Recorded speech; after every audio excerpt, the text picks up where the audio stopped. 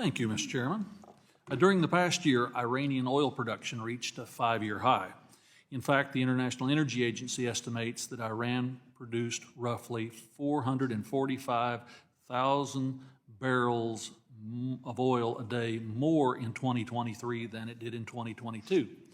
It should be concerning that Iran has been able to boost output in the face of U.S. sanctions, generating billions of dollars that can be directed towards militia groups across the Middle East. Undersecretary Nelson, could you elaborate on how Treasury tracks where Iranian money is being held around the world? Happy to do that, and thank you for that question, Congressman. And along with that, which countries hold the bulk of it? In your answer, please. Yeah, so just one really brief step back, which is that, as I think you know, state has a primary designation authority as it relates to services of the sale of Iranian petroleum and petrochemicals. But what we have seen at Treasury, using our own authorities, and I think to the point of your question, a lot of those funds are associated with terrorist activities or going to terrorist operators in the region.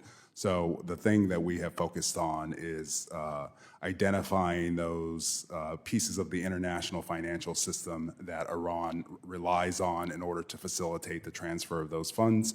We have seen, I think, as you have noted in the uptick of Iranian oil sales, that many of the customers are in China. So we have focused, and as recently as this past week, identified and designated a Chinese petroleum buyer in the context of funds that we perceived would then move onward to one of the malign militia groups operating in the region. So which countries do we believe hold the bulk of the Iranian monies as these transactions flow through the international financial service system? I would say the bulk of it obviously is in Iran, but where we see it going are countries like Lebanon, which is the location of Hezbollah, Lebanese Hezbollah. Obviously, there are a number of militia groups, including Kataib Hezbollah operating in Iraq, and of course Hamas operating out of Gaza. I'd like to focus on the Iranian money that is in Oman bank accounts. As you know, in July of last year, the U.S. allowed $10 billion in transfers from Iranian accounts in Iraq to Oman. From my understanding, any transaction using these funds must be approved by the United States Treasury. Undersecretary, could you explain the need to transfer Iranian funds from restricted accounts in Iraq to restricted accounts in Oman? Do we have certain agreements in place with Oman to give us enhanced oversight of such transactions? No agreements with Iran. None of the money is going to Iran. And just to correct the record, it's about $500 million that was transferred from the restricted account in Iran at the Trade Bank of Iran to Omani financial institutions.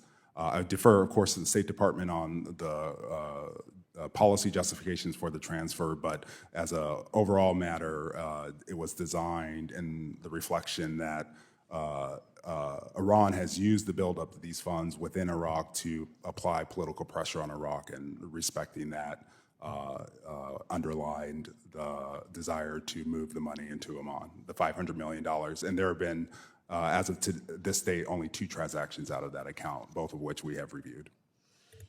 Turning attention to China, China is able to extract significant discounts from countries with heavy Western sanctions. Accordingly, China purchases the vast majority of both Russian and Iranian oil exports. Undersecretary, do you know how many Chinese financial institutions the United States has sanctioned for facilitating this trade with Iran and Russia? I don't know off the top of my head the number. We sanctioned a number of Chinese-based institutions in March of last year in the context of a large shadow banking network that was facilitating the flow of billions of dollars of Iranian oil sales. And as I said, just last week, we sanctioned a front company in China that was facilitating these sales as well. If you could provide follow-up information on that, I would be very appreciative, Mr. Secretary. And with that, I yield back, Mr. Chairman.